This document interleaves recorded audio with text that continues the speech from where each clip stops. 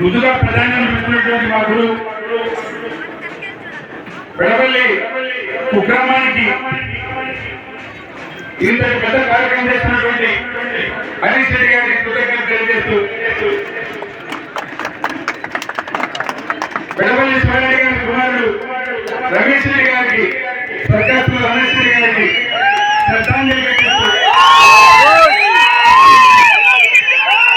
అతని నాయకత్వాన్ని గుర్తు చేసుకుంటూ అతని నాయకత్వ వారసత్వాన్ని నెట్టిగలిగినటువంటి హరీష్ రెడ్డి గారిని అలా మీరు బాధ్యతలు తీసుకొని ప్రాంతానికి భవిష్యత్తులో ఈ ప్రాంత ప్రజలు దిక్సూచిగా నిలవండి. మీరు ఈ ప్రాంతంలో రాజకీయంగా వైఎస్ఆర్ కాంగ్రెస్ పార్టీ బలపడేందుకు మీరు దోహదపడాలని మీరు నాయకత్వం తీసుకోవాలని మేము కోరుకుంటూ వేదికను అలంకరించిన పెద్దలు ప్రతి ఒక్కరు పేరుపడిన డాక్టర్ మొత్తం వెంకన్న గారు, వజ్రవాస్ రెడ్డి గారు, కాంగ్రెస్ గారు, హరి గారు, అలానే మా ఎంపీ అభ్యర్థి శారదమ్మ గారు, మా మహబూబమ్మ గారు ప్రత్యేకించి కృతజ్ఞతలు తెలియాల్సింది ఎవరికంటే ఈ నియోజకవర్గంలో ప్రతి నాయకుడి పేరు గుర్తుపెట్టుకొని ప్రతి ఒక్కరితో ఆయన అనుసంధానం అయిపోతూ ప్రతి ఒక్కరిని కలుపుతూ ఈ కథని నియోజకవర్గాన్ని ఆ కుటుంబం దిగ్విజయంగా మూడోపాయి గెలుస్తున్నటువంటి ప్రధాన రామచంద్రరావు గారికి కూడా కృతజ్ఞతలు తెలియజేస్తూ మారిపోయారు. మేము 8:30 ఊరిపెట్టుకుంటామన్నా మిమ్మల్ని సీరియస్ చేయడానికి వస్తామన్నా అన్నాం. మేము 8:30కి వెళ్ళింది వాస్తవమే. 8:25కి ప్రధాన మాకు ఎదురన్నారు. మేము ఇంత దగ్గర నుంచి మేము ఆయన దగ్గరికి ట్యాంక్ తిరుగుతున్నాం.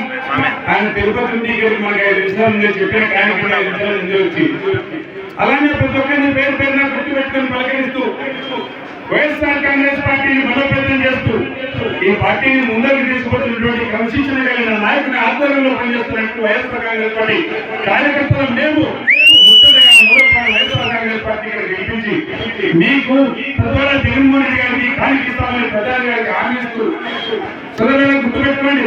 ప్రజల్లోకి మేము జరపడానికి వెళ్తున్నాం. డోర్ టు డోర్ క్యాన్వాస్ వెళ్తున్నాం. పొద్దున 7 పోతే 7 కాయలు అంటున్నారు. పొద్దున 6 పోతే 6కే ప్రజలు మమ్మల్ని స్వాగతం పలకడానికి ఎదురొస్తున్నారు. తెల్లారుజామున 6 నుంచి రాత్రి 10-11 వరకు తిరుగుతున్నా కూడా కార్యకర్తలు ఎక్కడ అలిసిపోకుండా జెండాను భుజం వేసుకొని ఈ భుజం నొప్పిస్తే ఈ భుజానికి జెండా మార్చుకొని జెండా ఎక్కడ దించబోతున్న వైఎస్ఆర్ కాంగ్రెస్ పార్టీ కోసం అహర్నిశలు వైఎస్ఆర్ కాంగ్రెస్ పార్టీ కార్యకర్తలు ఇంతగా కృషిపడుతున్నప్పుడు ఈక్వేషన్ సెట్ అయినా మనకు మంచి ఎన్ని నాయకులు తీసుకొచ్చాం. మనం మైనార్టీ సోదరులు టికెట్ ఇచ్చాం. మనం ఇంత పెద్ద ఈక్వేషన్ ఇంత పెద్ద నాయకులు చూడండి, ఇంతమంది కార్యకర్తలు చూడన్నా ఈ వైఎస్ఆర్ కాంగ్రెస్ పార్టీని గతంలో గెలిపించుకోలేకపోతే తప్పు మనిదవుతారు తప్ప వేదాలు కాదు. కార్యకర్తలు గుర్తుపెట్టుకోండి. వైఎస్ఆర్ కాంగ్రెస్ పార్టీ మూడోపాయి యాక్టివ్ కొట్టాలా. కదిరి నియోజకవర్గంలో దాదాపు లాస్ట్ టైం 20,000 వరకు మెజార్టీ వస్తే 30,000 పైసలు మెజార్టీతో వైఎస్ఆర్ కాంగ్రెస్ పార్టీని గెలిపించుకొని కదిరి నుండి తెలుగుదేశం పార్టీని ముచ్చటగా మూడోపాయి కూడా ప్రజలు కొట్టాలని కార్యకర్తలు ప్రయత్నిస్తూ మోసపూరిత తెలుగుదేశం పార్టీ ఆ పార్టీ అధ్యక్షుడు చంద్రబాబు నాయుడు నమ్మాలా? మాటిచ్చి ప్రతి మాటను నిలబెట్టుకున్నటువంటి విశ్వసనీయత కలిగినటువంటి వైఎస్ జగన్మోహన్ రెడ్డి గారిని నమ్మాలా అని ఒక్క ఓటర్లు గుర్తుపెట్టుకొని ఎవరు మేలు చేస్తున్నారు, ఎవరు కీడు చేస్తున్నారు, ఎవరు గెలుపు కోసం అందరితో జట్టు కడుతున్నారు. లేదు నేను ప్రజల కోసం మేలు చేశా, ఈ ప్రజలైన సహ కంపెనీలు అని కేవలం ప్రజలను నమ్ముకొని 175 నియోజకవర్గాల్లో 175 మంది వైఎస్ఆర్ కాంగ్రెస్ పార్టీ వాళ్ళకి టికెట్ ఇచ్చి ధైర్యంగా ముందుకు పోతున్నటువంటి జగన్మోహన్ రెడ్డి గారికి ఓటేయాలా? కుక్కలు పడి కేవలం 3 పార్టీలు ఒకరికొకరు అపవిత్ర కలయిక వాళ్ళని పవిత్రమైన కలయిక కాదు. 2014లో కలిసి ఉన్నారు. ఏం చేశారో తెలియదు. అధికారంలోకి వచ్చిన తర్వాత మొదటిగా ముగ్గురు మళ్ళీ విడిపోయారు. ఏం చేశారు? 2019 మధ్యలో మళ్ళీ మేము ముగ్గురం కలిసి వస్తాం, అలా అభివృద్ధి చేస్తామంటున్నారు. ఆ రోజు కేంద్రంలో బీజేపీ పార్టీ ఉంది, రాష్ట్రంలో కూడా చంద్రబాబు నాయుడు గారు ఉన్నారు. మీ ఇద్దరు 5 ఏళ్ళు అండగాగి ఈ రాష్ట్రానికి ఏం చేశారంటే ఏమీ చేసింది లేదు కూడా. అలాంటి వాళ్ళు నమ్మాలా? మాటిచ్చి 5 ఏళ్ళు పాలించినటువంటి జగన్మోహన్ రెడ్డి గారిని నమ్మాలా? మాట తప్పకుండా పపిచ్చి కథలు వచ్చినప్పుడు కూడా 2 ఏళ్ల పాటు ఎక్కడే కానీ చదవుకోకుండా చెప్పిన సంక్షేమాన్ని క్యాలెండర్ లో ఏ డేట్ ఉందో ఆ డేట్ ప్రకారం సంక్షేమాన్ని మీ దగ్గరికి చేర్చినటువంటి జగన్మోహన్ రెడ్డి గారిని నమ్మాలా? పాలనను కుగ్రామాలకు ప్రజల పాలన చెందకు పాలనను తీసుకొచ్చినటువంటి జగన్మోహన్ రెడ్డి నమ్మాలా?